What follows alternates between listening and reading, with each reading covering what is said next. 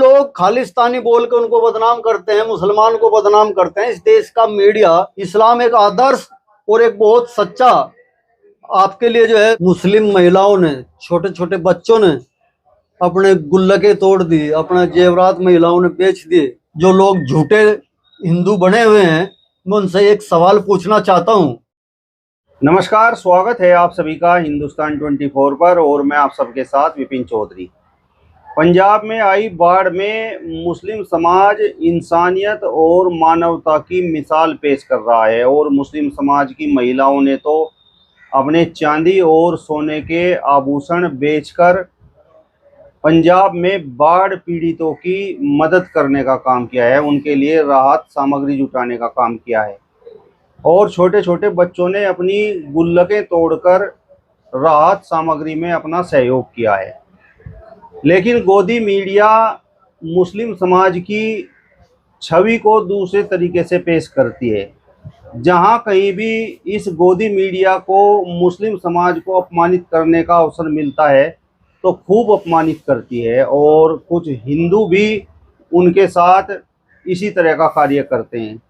अब जिस तरीके की तस्वीर मुस्लिम समाज की इस आपदा में निकलकर सामने आई है, वो असली तस्वीर है या फिर जो तस्वीर गोदी मीडिया दिखाती है वो असली तस्वीर है? आज इस बड़े ही महत्वपूर्ण विषय पर बातचीत करने के लिए हमारे साथ ब्रह्मपाल गुर्जर जी मौजूद हैं। ब्रह्मपाल जी, सबसे पहले तो हिंदुस्तान 24 पर मैं आपका बहुत बहुत स्वागत करता हूं। हम भी आपका स्वागत करते हैं विपिन चौधरी जी। जिस तरीके से पंजाब में आई बाढ़ में मुस्लिम समाज इंसानियत और मानवता की मिसाल पेश कर रहा है, खूब मदद कर रहा है, तो मुस्लिम समाज की इस तस्वीर पर आप क्या कहेंगे? देखो, जो भी आदमी आपदा के समय कोई समाज किसी दूसरे समाज की मदद करता है, मैं उसका दिल से धन्यवाद करता हूँ और मैं मानता हूँ कि उसके बारे में हमें सकारात्मक सोच रखनी चाहिए अपनी। मुस्लिम समाज आज एक बड़ी आपदा में इसलिए केंद्र बिंदु की तरह नजर आ रहा। जो लोग इस देश के अंदर हिंदू का झंडा उठा रहे हैं, हिंदू की ठेकेदारी कर रहे हैं, वो लोग दिखाई नहीं दे रहे कहीं इस मिशन में, कहीं इस सहायता के लिए। और मुस्लिम जो है सबसे आगे नजर आ रहा, इसलिए और भी ज़्यादा महत्व बढ़ जाता है मुस्लिम समाज का। वैसे तो मुस्लिम समाज हमेशा से जो है मदद करता है, उसके बारे में अगर कोई गलत धारणा किसी के मन में, तो वो अपने को सुधारने का प्रयास करे। मेरा इस पे ये मानना है कि मुस्लिम समाज हमेशा से इस देश के लिए समर्पित रहा है, इस देश के हर वर्ग के लिए काम किया है, देश की आज़ादी में भी उनका बहुत बड़ा योगदान रहा है। उन्हें कभी ये नहीं समझा कि ये देश जो है किसी दूसरे धर्म का देश है, किसी दूसरे लोगों का देश है। जब भी उन्हें जो है अवसर मिला है तो उन्हें समाज की सहायता की है। पंजाब की भयानक बाढ़ में जहाँ त्राही त्राही मची हुई है, जानवर भी, इंसान भी, पक्षी भी, सभी वहाँ पर जो है भारी संकट से गुजर रहे हैं। तो मैं समझता हूँ कि मुस्लिम समाज ने अपने हिंदुस्तानी होने का, अपने देश के प्रति वफादार होने का जो परिचय दिया है, वो बहुत सराहनीय परिचय है उनका। मैं इस दृष्टि से देखता हूँ। अब इस पर भी सवाल हैं। पंजाब में बाढ़ आई हुई है, उत्तराखंड में बाढ़ आई हुई है, हिमाचल में बाढ़ है, जम्मू कश्मीर में बाढ़ है और उत्तर प्रदेश के भी कुछ हिस्सों में बाढ़ है। तो कुछ लोग सवाल ये उठा रहे हैं कि ये मुस्लिम समाज के लोग बस पंजाब में सहायता क्यों कर रहे हैं? देखो, ऐसा नहीं है कि केवल पंजाब में सहायता की जा रही है। जहाँ भी जरूरत है उस जरूरत के हिसाब से हर जगह मदद की जा रही है। पंजाब सबसे ज़्यादा त्रासदी में है, इसलिए सबसे पहली प्राथमिकता, सबसे ज़्यादा जरूरत जो है मदद की, पंजाब को है। इसलिए ऐसा लगता है कि पंजाब की ही मदद की जा रही है। जो लोग मदद करने वाले लोग हैं वे तमाम जगह अपनी मदद करते हैं और मदद करनी भी चाहिए। उत्तराखंड और आप हिमाचल की बात करते हैं, उत्तराखंड हिमाचल में बहुत लंबे समय से ये काम चल रहा। और पंजाब एक ऐसा राज्य है, जहाँ तक मेरी जानकारी है, कि वहाँ शायद बाढ़, मेरी जानकारी जहाँ तक है, मुझे पहली बार सुना कि वहाँ इतनी बड़ी तबाही हुई है, इतनी बड़ी बाढ़ आई है। और इसके पीछे भी कोई ना कोई एक कारण हो सकता है। आज पंजाब के अंदर आप देखते हैं, वहाँ सरकारें बीजेपी की नहीं है, बीजेपी की जहाँ सरकार है वो केवल वहाँ काम करना चाहती है और करती वहाँ भी नहीं है, दिखावा करती है काम करने का।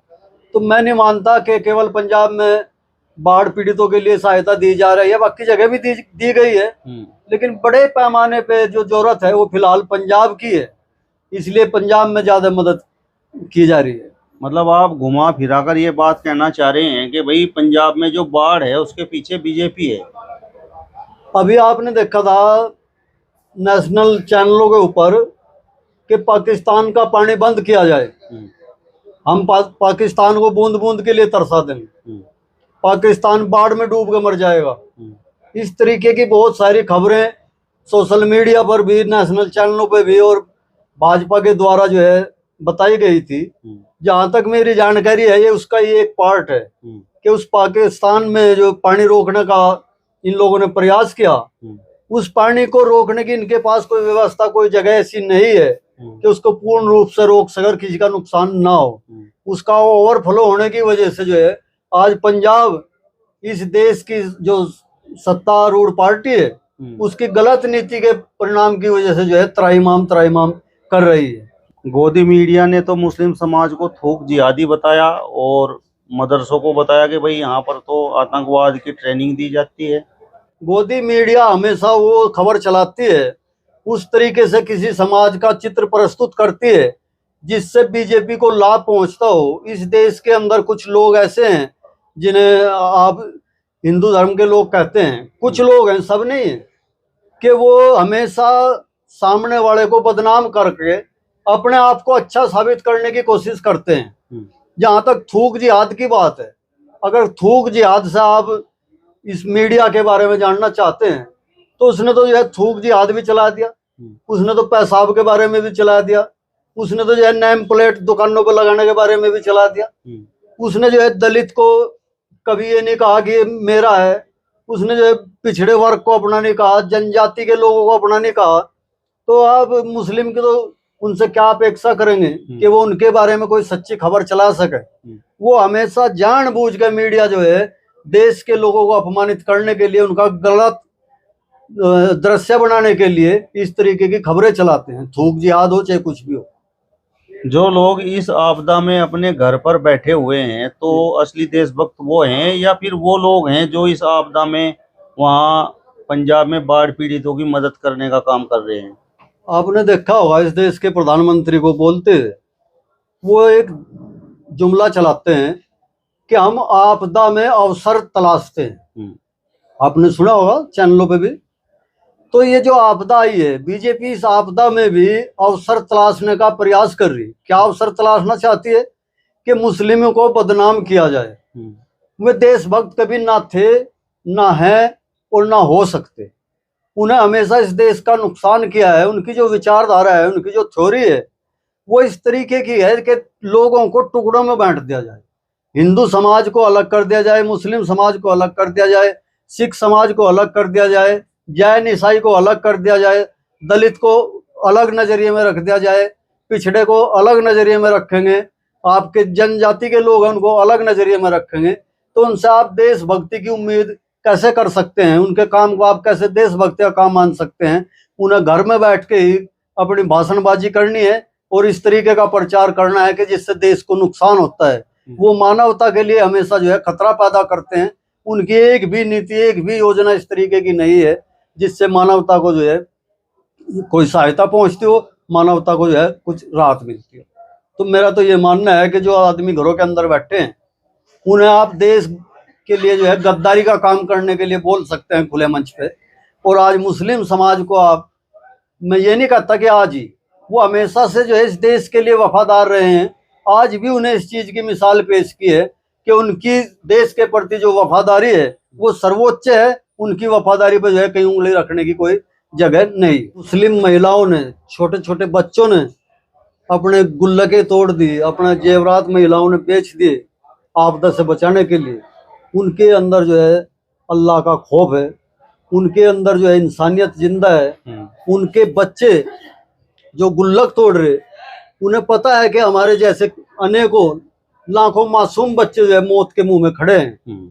तो उनका हृदय द्रवित होता है, क्योंकि वे राजनीतिक लोग नहीं है, वो किसी लालच के लिए नहीं कर रहे। उनके अंदर एक भावना, एक जवार उठता है कि हम अपने जैसे महिलाओं को, अपने जैसे बच्चों को इस आपदा से बाहर निकालें। इसलिए उन्हें अपनी गुल्लकें तोड़ दी। और मैं मानता हूँ मुस्लिम के बारे में कि मुस्लिम इस दुनिया के बहुत सारे देशों में बचता है, उनमें रहता है, तो उनको ये दिक्कत भी नहीं होती कि वो दूसरे देश का आदमी है। ये तो पंजाब की घटना है। इस्लाम का मानने वाला व्यक्ति है, इस पूरी दुनिया में कहीं भी आपदा आती है तो उसको हमेशा ऐसा ही लगता है कि वो मेरा छोटा भाई, मेरा बड़ा भाई, मेरी बहन, बेटी, मेरा बच्चा, बच्ची है। तो इसलिए उन्हें जो है कोई अपने गुल्लक से मोहब्बत नहीं आई, अपने गहनों से कोई मोहब्बत नहीं आई। इंसानियत बची रहेगी तो गुल्लकें और गहने जो है हमेशा मिलते रहेंगे। और जहाँ तक मैं समझता हूँ कि ऊपर वाला शायद उनको और ज़्यादा धन देगा, और ज़्यादा उनके बच्चों को गुल्लकें देगा, क्योंकि वे इंसानियत के लिए खर्च कर रहे। ऊपर वाला उसको ही देना चाहता है जो दूसरों की मदद करता है। मुस्लिमों के लिए भी ये आपदा में अवसर जैसा है। जिस तरीके से उनकी छवि को धूमिल करने का प्रयास किया गया, उन्हें ये अवसर हाथ लगा है और ये दिखाने का मौका मिला है कि भाई मुस्लिम समाज ये है, इस्लाम धर्म ये है। नहीं, जहाँ आपदा में अवसर की बात आप कर रहे कि मुस्लिम समाज अवसर ढूंढना चाहता है और वो इसको एक दिखावे के लिए कर रहा। आपका शायद पूछने का प्रश्न यही है कि मुस्लिम समाज एक दिखावा कर रहा पंजाब में सहायता के रूप में। ऐसा नहीं है। वो क्या हासिल करेंगे दिखावा करके? वो कोई सत्ता में आने वाले हैं? भारत की राजनीति में जो केंद्रीय राजनीति है, मुस्लिम अभी शायद कोसों दूर खड़ा है कि वो दिखावा करके जो है उस राजनीति की गद्दी पे बैठ सकता हो। अभी तो जो फाइट चल रही वो हिंदू के अंदर चल रही है, और हिंदू के अंदर भी स्वर्ण वर्ग में चली हुई है। केंद्र में तो कांग्रेस आएगी या भाजपा आएगी। इस देश का नेशनल मीडिया अभी कुछ समय तक राहुल गांधी को पप्पू बता रहा था, उसके लिए अरबों खरबों खर्च हो रहे थे। मोहन भागवत जी, आरएसएस का जो संगठन है, वो भी उसको जो है पप्पू बता रहा था। आज ऐसा क्या होगा कि भाजपा के खिलाफ जैसे ही उन्हें नजर आया कि जनमानस इसका विरोध कर रहा है, तो आज उसकी छवि को जो है, पप्पू की छवि को एक बहुत ही मजबूत नेता के रूप में प्रस्तुत किया जा रहा। क्योंकि भाजपा समझ चुकी है, आरएसएस समझ चुकी है, इस देश का गोदी मीडिया समझ चुका है कि लोग बीजेपी को ठुकरा करके जो है अब दूसरा विकल्प ढूंढ रहे हैं। तो वे दूसरे विकल्प के रूप में जो है कांग्रेस को ही प्रस्तुत कर रहे। किसी तीसरे दल का नाम वो उसमें कहीं एडजस्ट नहीं करते, चाहे समाजवादी हो, चाहे बसपा हो, चाहे कर्नाटक हो, चाहे आपका पश्चिम बंगाल हो।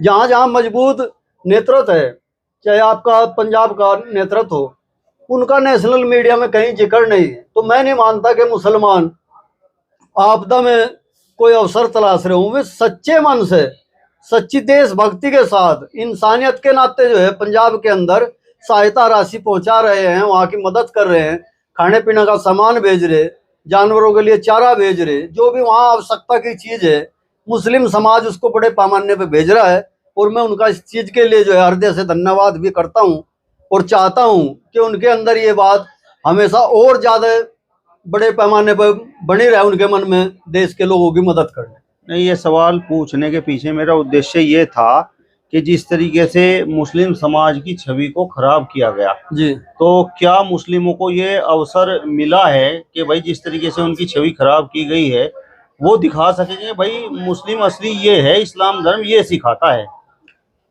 नहीं, इसमें मैं ये कहना चाह रहा विपिन चौधरी जी कि उन्हें दिखाने की जरूरत नहीं है। लोग जानते हैं, लोगों को भ्रमित किया जाता है। इस देश के सिख को जो है ये लोग खालिस्तानी बताते हैं। अभी मेरे कुछ साथियों से बात हो रही थी बैठे हुए आपके आने से पहले, तो हमने उनसे कहा भाई आप लोग बहुत बड़ी बात करते हैं मदद की, बहुत बड़े आप जो है धर्माचार्य बनते हैं, धर्म की बात करते हैं, इंसानियत की बात करते हैं। आज आप पंजाब के अंदर जो है क्या मदद कर रहे हैं? पंजाब में जो बाढ़ आई है उसके लिए क्या कर रहे हैं आप लोग? तो उनका जवाब पता क्या है? उन्हें कहा कि वो तो खालिस्तानी है, वहां तो घी के कनस्तरों की क्या आवश्यकता है पहुंचाने की। तो वो लोग खालिस्तानी बोल के उनको बदनाम करते हैं, मुसलमान को बदनाम करते हैं। इस देश का मीडिया इसी काम के लिए काम करता है कि दूसरों की छवि खराब की जाए। इस्लाम की जो शिक्षाएं हैं, इस्लाम क्या कहता है? इस्लाम कहता है अगर आपके पड़ोस में कोई आदमी भूखा है और आप खाना खा रहे, तो आप खाना नहीं खा रहे, आप गंदगी खा रहे। आपके पास कोई आदमी अगर दुखी है, आंसू है उसकी आंख में और आप हंस रहे हैं, तो आपकी हंसी जो है शैतान की हंसी है। इस्लाम के अंदर इतनी चीजें हैं, 5 वक्त की नमाज के लिए जो है इस्लाम में पाबंद किया गया है, ताकि कोई आदमी गुमराह ना हो, वो 5 वक्त की नमाज अदा करके इंसानियत को ध्यान में रख के। उसके लिए हज है, उसके लिए जो है रोजा है, ताकि भूख को आप महसूस कर सकें कि कोई व्यक्ति अगर भूख में है तो उसको कैसा महसूस होता है। जकात है, जकात आप अपने कमाई का जो है एक बड़ा हिस्सा लोगों को दान करेंगे, ये इस्लाम की शिक्षा है। हज करने का मकसद ये है कि आप दुनिया में घूम के धार्मिक बातों को जो है दूसरे लोगों को बताएं, उसका प्रचार करें कि इंसानियत कैसी होनी चाहिए। आप बताओ तो सही, इस्लाम के अंदर एक चीज मेरे से बता दो जो उसके यहाँ आप खराब मानते हैं। इस्लाम एक आदर्श और एक बहुत सच्चा आपके लिए जो है रास्ता प्रस्तुत करता है। तो जिस तरीके से पंजाब में मुस्लिम बाढ़ पीड़ितों की मदद कर रहे हैं, सिखों की मदद कर रहे हैं, हिंदुओं की मदद कर रहे हैं, ईसाइयों की मदद कर रहे हैं, तो क्या मतलब अब ये मान लिया जाए कि भाई यहाँ हमारे देश में अब नफरत की जो मार्केट लगाई गई थी, जो बाजार सजाया गया था, वो अब धीरे धीरे समाप्त हो रहा है? देखो, जो लोग आप कह रहे इस्लाम की वजह से कि इस्लाम वहाँ पे जो है मदद पहुंचा रहा है, ये मान लिया जाए कि नफरत की राजनीति खत्म की जाए, आप इसको ऐसे नहीं मान सकते। नफरत फैलाने वाले लोगों का वर्ग जो है वो इसमें भी नफरत फैला रहा है और भविष्य में भी नफरत फैलाता रहेगा। इस्लाम नफरत नहीं फैला रहा, सिखिज्म नफरत नहीं फैला रहा, बाकी लोग नफरत के रास्ते पे नहीं चल रहे।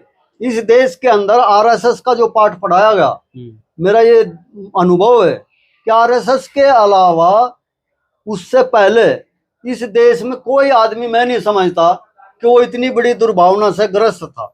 रही सत्ता की बात, ये हर वर्ग, हर जाति, हर समाज चाहता है कि मैं इस देश में जो है सत्ता पे बैठूं और देश के लिए काम करूं।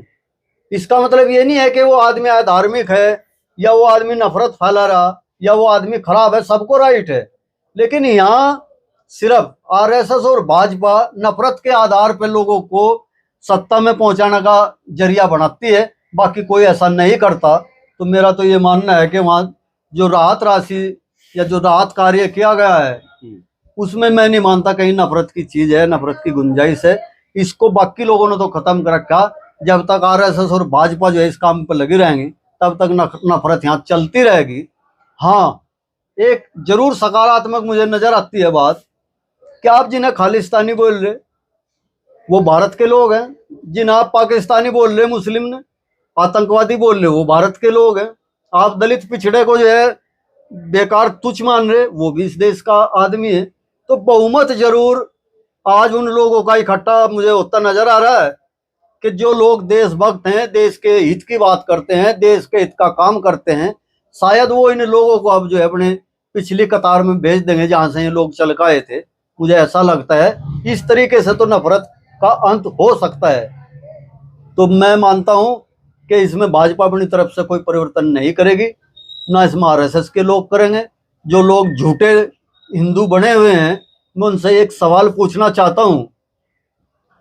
हिंदू के नाम पर तीसरी पंचवर्षीय योजना केंद्र सरकार की चली हुई है, कोई एक योजना में बता दें कि हमने ये स्पेशल हिंदू के लिए शुरू की है। गैर कानूनी तरीके से में किसी को क्या लाभ पहुंचा रहे वो एक दूसरा मामला है, लेकिन इस संविधान के अंदर, इस देश की कानून व्यवस्था के अंदर किसी एक योजना का नाम बतावें जो हिंदू के नाम पर उन्हें इस देश में चलाई हो, जबकि वे इस हिंदू का जो है पूरा शोषण इसी नाम पर कर रहे हैं कि हिंदुओं की सरकार। चलिए, तो ब्रह्मपाल गुर्जर जी को आपने सुना।